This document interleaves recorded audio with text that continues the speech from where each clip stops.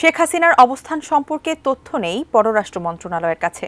সাবেক প্রধানমন্ত্রী ভারত থেকে আরব আমিরাতে গেছেন কিনা এমন প্রশ্নের জবাব আজ একথাই জানান উপদেষ্টা তৌহিদ হোসেন। তবে বিবিসি জানিয়েছে শেখ হাসিনা দিল্লিতেই আছেন।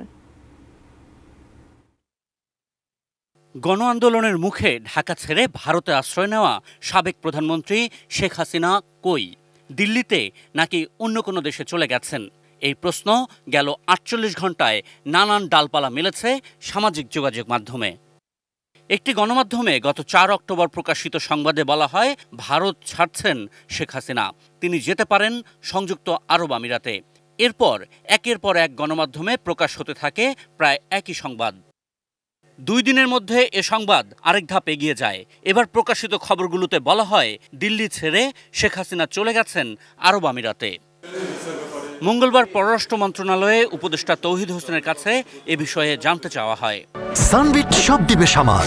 সানবিট ম্যাজিক প্রেস ডিশওয়াশিং এর মাথা ঘোরানো সলিউশন। নিশ্চিত আমরা হতে পারিনি। আমরা দিল্লিতেও খোঁজ করেছি, আমিরাতেও খোঁজ করেছি। কনফার্মেশন অফিসিয়ালি কেউ দিতে পারে না। তবে আমরাও, আপনারা যেমন দেখেছেন, আমরাও দেখেছি যে উনি আজমানে সম্ভবত গেছেন, কিন্তু এটা রিকনফার্ম করার চেষ্টা করে আমরা সফল হইনি।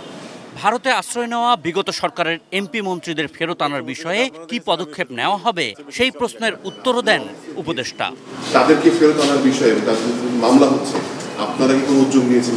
যদি মামলা যেহেতু হয়েছে বা হচ্ছে, যদি সেখান থেকে কোর্ট থেকে বলা হয় তাদেরকে হাজির করা হয়, অবশ্যই আমরা তখন তাদেরকে ফিরে আনার চেষ্টা করব। এদিকে বিবিসি এক প্রতিবেদনে জানিয়েছে, শেখ হাসিনা দিল্লি ছেড়ে এখনো কোথাও যাননি। মঙ্গলবার বিকেলে প্রকাশিত বিবিসি বাংলার ওই সংবাদে প্রতিবেদক শুভজ্যোতি ঘোষ জানান, দিল্লির স্বরাষ্ট্র এবং পররাষ্ট্র দপ্তরের সূত্রগুলো নিশ্চিত করেছে শেখ হাসিনা দিল্লির যে স্থানে গত সপ্তাহে ছিলেন এখনও সেখানেই আছেন। আশিকুর রহমান অপু, এটি নিউজ, ঢাকা।